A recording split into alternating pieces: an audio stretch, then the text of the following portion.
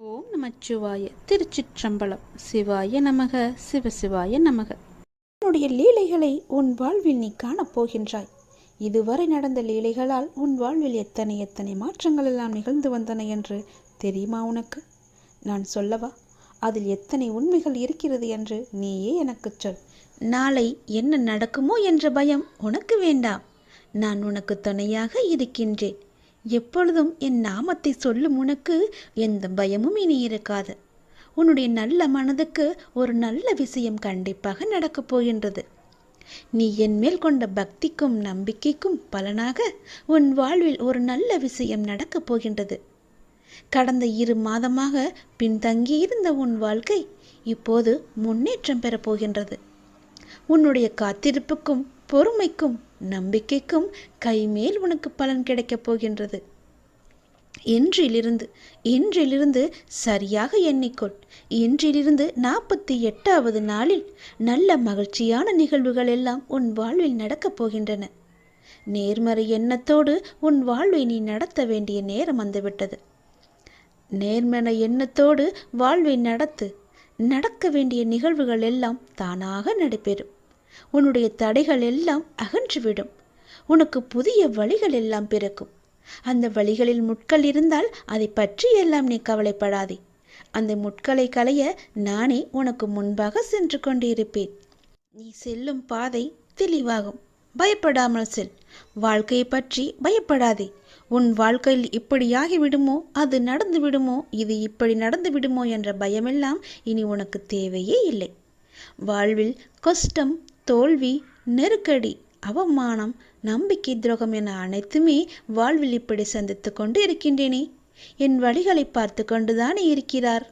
என் வழிகளுக்கான ஒரு நல்ல மருந்தை என் அப்பா எனக்கு கொடுக்க மாட்டாரா என்ற உன்னுடைய ஆதங்கம் எனக்கு புரிகின்றது. உன் வழி எப்படி என்பது எனக்கு தெரியும். எவ்வளவு அதிகமானது என்பதும் எனக்கு தெரியும். சூழ்நிலை மோசமாகத்தான் போகிறது. மாறும், நிச்சயம் மாறும். உன் முன்னேற்றம் உனக்கு கிடைத்த மாதிரியே, நினைத்த மாதிரியே இருக்கப் போகின்றது. நீ நினைத்த இடத்தில் எல்லாம் அதற்கு எதிர்மாறாகத்தான் நடக்கிறது என்று உன்னுடைய மனக்குமுறல் உன் மனதில் இருக்கிறது எனக்கு புரிகிறது. இந்த இக்கட்டான சூழ்நிலையை உனக்கு கொடுத்துள்ளேன் என்றால் உன்னை கஷ்டப்படுத்துவதற்கல்ல. சூழ்நிலைகள் வாழ்வில் யாராலும் மாற்றப்படும். எதுவுமே இங்கு நிரந்தரமில்லை. இன்றைய கஷ்டம் நாளை இன்பமாக மாறும். இந்த உலகியல் வாழ்க்கையில் உள்ள அடிப்படையான உண்மையை உனக்கு புரிய வைக்கவே இந்த லீலையை நான் நிகழ்த்தி கொண்டிருக்கின்றேன். இந்த லீலை என்று நீங்கள் சொல்கிறீர்களே, ஆனால் எனக்கு வழி மட்டுமே எனக்கு இருக்கிறது என்பது உன்னுடைய கேள்வி. ஆனால் ஒன்றை நீ கவனித்தாயா? உன்னுள் உனக்கு ஏற்பட்ட மாற்றம் என்ன என்பதை நீ அறிந்தாயா? முதலில் சிறு பிள்ளையாக இருந்தாய். சிறு பிள்ளையாய் கஷ்டம், தோல்வி என்றால் என்ன கூட என்று தெரியாத நிலையில் இருந்தாய். சந்தோஷம்தான் வாழ்க்கையின் முகம் என்று இருந்தாய். ஆனால் பிறகு உன் வாழ்க்கை மெல்ல மெல்ல பக்குவ நிலை வந்தாக வேண்டும் என்ற நிலையில் வாழ்க்கைக்கான அனுபவம் இல்லாமல் நீ இருந்தாய். கஷ்டம் மெல்ல உன் வாழ்க்கைக்குள் வந்தது. முதலில் அதை சமாளிக்க நீ தடுமாறினாய். பிறகு ஒவ்வொரு கஷ்டத்திலும் தோல்வியிலும் நிறைய தவறுகளையும் அனுபவங்களையும் நீ கற்றுக்கொண்டாய்.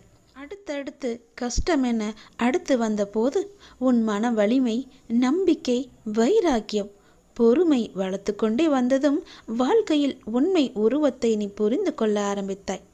பிறகு சூழ்நிலைகளை எல்லாவற்றையுமே நீ சகித்து கொள்ள ஆரம்பித்தாய். சகித்து கொண்டு வாழ்க்கையை ஏற்க பழகினாய். உன் சூழ்நிலை எந்த ஒரு சூழ்நிலை வந்தாலும் மனம் தளராது அதை உனக்கு ஏற்றவாறு நேர்மறையாய் மாற்ற நீ முயற்சிக்க ஆரம்பித்தாய். இப்படி உன்னை சிறு சிறு படிகளாக உன் சின்ன பிள்ளைக்கு நடக்க பழக்க கொடுப்பது போல வாழ்க்கையில் பயணிக்க கற்றுக் கொடுத்து வருகின்றேன் நான். அதை நீ உணர்ந்தாயா? நம்முடைய அப்பா நமக்கு நல்லதுதான் செய்வார். என்ன நடந்தாலும் அவர் நம்முடன் இருப்பார் என மிக பெரிய பொறுப்பை நீ எனக்கு கொடுத்திருக்கின்றாய். அதை நீ மறந்து விட்டாயா? முதல் நாள் என்னை பார்க்க வந்த போதே உன்னுடைய பொறுப்பு எல்லாவற்றையும் தான் நான் உன்னிடமிருந்து வாங்கி கொண்டேனே. அதை நீ மறந்து விட்டாய் என்று நினைக்கின்றேன். அப்படி இருக்கையில் உன்னை எப்படி தனித்து தவிக்க விடுவேன் நான்? உன் கண்ணிற்கு வெகுமதிகள் எப்படி கொடுக்காமல் இருப்பேன் நான்? இந்த இக்கட்டான சூழ்நிலைகள் எல்லாம் நம்மை பக்குவம் அடைவதற்கும் நம்மிடம் உள்ள எதிர்மறையை மாற்றி அமைப்பதற்கும் தான் என்பதை நீ புரிந்து கொண்டாய் அல்லவா? உன் வாழ்வில் இனிமேல் அழகான மலர்களும் வண்ணங்களும் தோன்றப் போகின்றது. உன் பெற்றோர் என்னுடைய பொறுப்பு. அவர்களது பிரச்சனை விரைவாகவே சரி செய்ய அதற்கான வழிகளை நான் அமைத்து கொடுக்கின்றேன். அவர்கள் என் ஆசீர்வாதங்களுடன் நிம்மதியாக வாழ்வார்கள். நீ என் உயிர் பிள்ளை. நான் உன்னுடைய அப்பா. உலகமே என் பிள்ளையான நீதான் என்று நான் இருக்கின்றேன். உன்னுடன் நான் எப்போதும் இருப்பேன். எல்லா சூழ்நிலைகளிலும் இருப்பேன். உன் முயற்சியில் என்னுடைய பங்கு நிச்சயம் இருக்கும். நல்லது நடக்கும். இரவு பொழுதில் யாரையும் நான் பார்க்க வரமாட்டேன். ஆனால் உன்னை பார்க்க வந்ததற்கான முழு காரணம் என்னவென்று தெரியுமா? நாளை அதிகாலை நீ செய்ய வேண்டிய முக்கியமான ஒரு பணி இருக்கிறது. நீ எனக்காக செய்ய வேண்டும். அது என்னவென்று அறிந்து கொண்டு அதன்படி நீ செய்துவிடு. நிச்சயம் உன் வாழ்வில் பல நல்ல மாற்றங்கள் வருவதற்கு அது நிச்சயம் உனக்கு துணை இருக்கும். நாளை அதிகாலை எழுந்து என்னை நீ வழிபட வேண்டும். நீ எடுத்துக்கொள்ள முயற்சிகள் எல்லாமே நிச்சயம் உனக்கான பலனை தரப்போகிறது. சோம்பலை எல்லாம் விட்டுவிடு. நாளை அதிகாலை எழுந்து நீ எனக்காக ஒரே ஒரு வழிபாடு செய். என் முன்னால் தீபம் ஏற்றி, அகன்ற தீபம் ஏற்றி, எனக்கு பால் பாயாசம் வைத்து என்னை தீபமேற்றி என்னை வணங்கு. உனக்கான வேண்டுதல்களை நான் உன்னிடம் வந்து சேர்த்து விடுவேன். நீ சிரத்தையாக என்னை வழிபட உன்னை வருத்தி கொண்டு நீ செய்ய வேண்டாம். நீ என் மீது கொண்ட அளவற்ற பக்தியே எனக்கு மிகவும் சந்தோஷத்தை தருகின்றது. அந்த பக்தி மட்டுமே எனக்கு போதும். அந்த பக்தியோடு சேர்த்து நீ என் மீது கொண்ட நம்பிக்கை எனக்கு மிகவும் ஒரு சக்தியை அளிக்கிறது. இன்று உன் வேண்டுதலுக்கு நான் ஏதாவது ஒரு ரூபத்தில் பதில் தருவேன் என்று சொல்லியிருந்தேன். அதுபோலவே நானும் உனக்கு ஒரு சிறந்த பதிலை சொன்னேன்.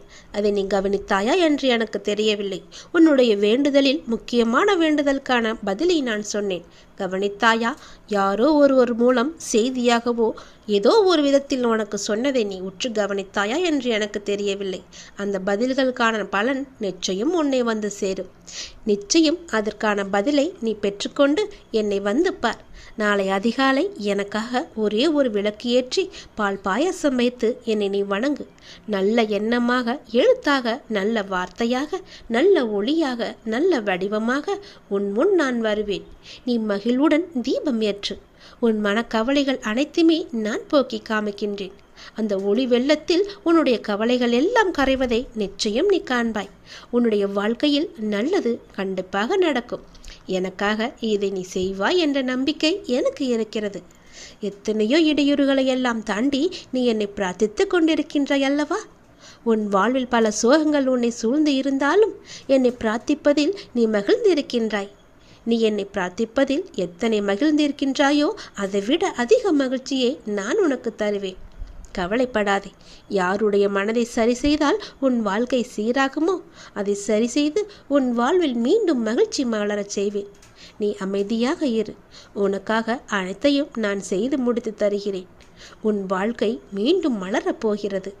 சந்தோஷ மலையில் நனையப் போகிறது. உற்சாகமாக உன் வாழ்க்கையை நீ வாழப் போகின்றாய். எது எடுத்தாலும் பொன்னாக மாறப்போகிறது. எப்பொழுதுமே உனக்கு சந்தோஷம் மட்டுமே நிலைத்து நிற்கப் போகின்றது. இந்த ஒரு தீபத்தின் மூலம் உன்னுடைய வாழ்க்கையில் பல தீபங்களை நான் ஏற்றப் போகின்றேன். மறந்து விடாதே. நாளை அதிகாலை எனக்காக இந்த ஒரே ஒரு தீபத்தை ஏற்றி பால் பாயசம் வைத்து எனக்கு நெய்வேத்தியம் செய். உன்னுடைய வாழ்க்கை மிக சிறந்த நன்னாளாக மாற நான் உனக்கு ஆசி வழங்குகிறேன். நீ அகண்ட தீபம் ஏற்றியதும் நல்லது நடக்க நான் அதற்கான பிள்ளையார் சுழியை போட்டு விடுகிறேன். நம்பிக்கையோடு செய். நீ எதை கேட்டு என்னிடம் நீ இந்த பிரார்த்தனை செய்கிறாயோ அது வெகு விரைவாகவே உன்னை வந்து சேரும். இது என் மீது சத்தியம். இந்த முருகனின் வாக்கு நிச்சயம் உனக்கு பழிக்கும். நான் உனக்கு ஒரு பரீட்சை வைக்கப் போகின்றேன். அந்த பரீட்சையில் நீ தேர்ச்சி பெற்றுதான் ஆக வேண்டும். தேர்ச்சி பெற்றால்தான் நான் கொடுப்பதை உன்னால் முழுமையாக அனுபவிக்க முடியும். இந்த முருகனின் வாக்கு நிச்சயம் உனக்கு பழிக்கும். தேர்ச்சி பெறுவாயா? வாழ்வில் உனக்கு என்ன இல்லை? எல்லாம் இருக்கின்றதே. சந்தோஷம் என்று நினைத்துக்கொள்.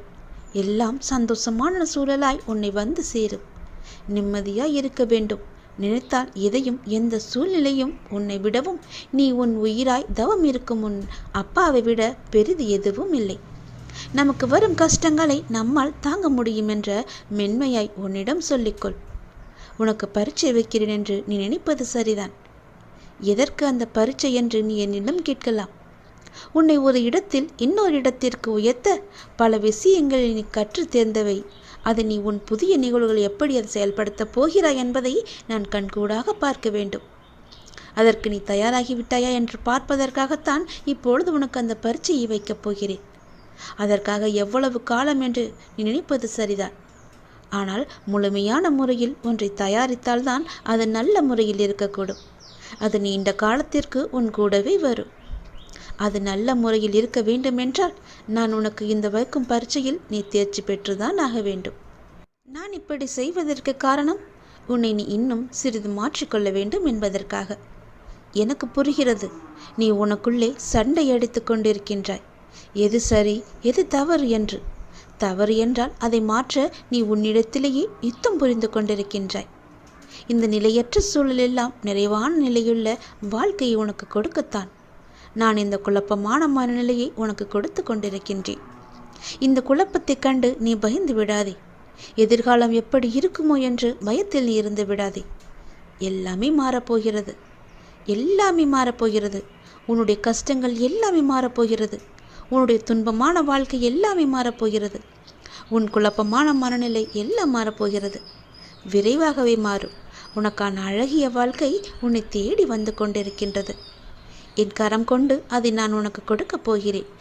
அதில் எல்லா செல்வ வளங்களும் நிறைந்திருக்கும்படி நான் உனக்கு தரப்போகிறேன். நல்ல பெயரும் நல்ல குணமும் பெற்ற என் குழந்தை மென்மேலும் வளர்ந்து சிறப்புடன் வாழப்போகிறது. நிம்மதியான மகிழ்ச்சியான வாழ்க்கை அங்கு இருக்கப் போகிறது.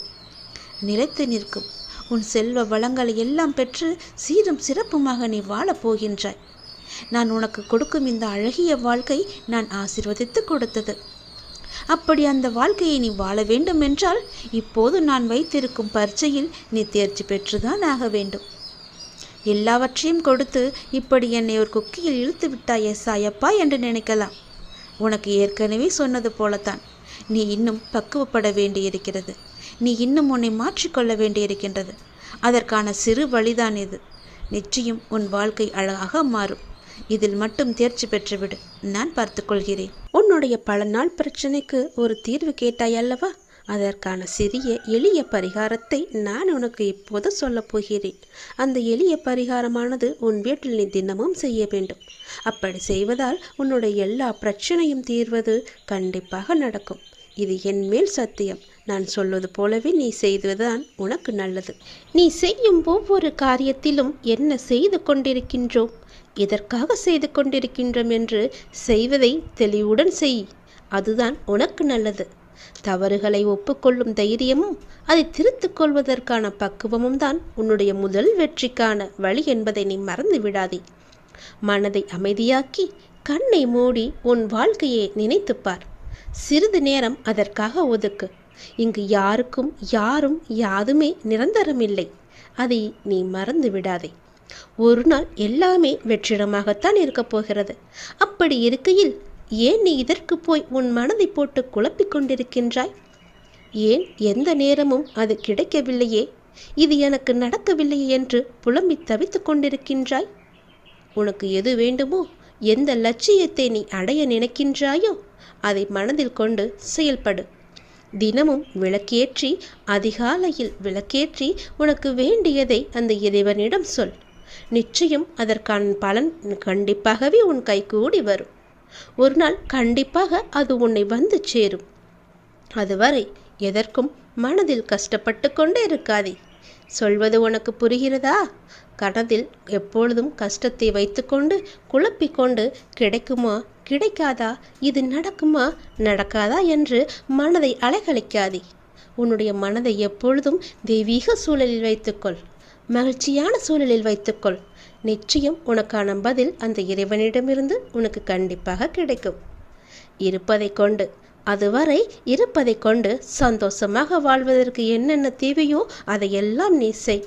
உன் வாழ்க்கை நிச்சயம் சந்தோஷ மலையில் நனையும். உனது எண்ணங்களை ஒரு நிலைப்படுத்தி நம்பிக்கையோடு உன் கடமையை செய். நிச்சயம் நீ எதிர்பார்த்த அளவுக்கு மேலே அதற்கான பலன் உனக்கு கிடைக்கும். உன்னுடைய விருப்பங்கள் எதுவாக இருந்தாலுமே சரி, அது நிச்சயம் நிறைவேறும். அதற்கான காலகட்டம்தான் அதிகாலை பொழுது. அந்த பிரம்ம முகூர்த்த நேரத்திலேயே உன்னுடைய விளக்கை ஏற்றி, உன் வீட்டில் தீபங்களை ஏற்றி, உன்னுடைய வேண்டுதல்களை எல்லாம் இறைவனிடம் சொல். நிச்சயம் அதற்கான பலன் உன்னை கண்டிப்பாக வந்து சேரும். விரைவாகவே வரும். அந்த காலம் வெகு தூரத்தில் கிடையாது, சீக்கிரமாகவே வரும்.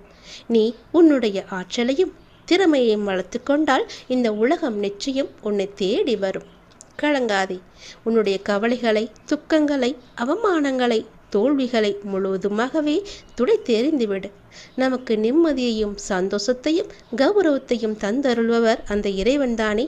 ஒரு நாள் ஒரு முறையாவது இறைவனை கூப்பிடு. என்னை அன்போடு கூப்பிடு.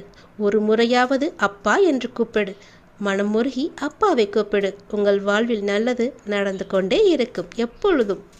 நீ இதை தொடர்ந்து செய்து வந்தால் அதற்கான பலனை நீ கூடிய விரைவாகவே காண்பாய். இது என் மீது சத்தியம் என்று சொல்கிறேன் அல்லவா?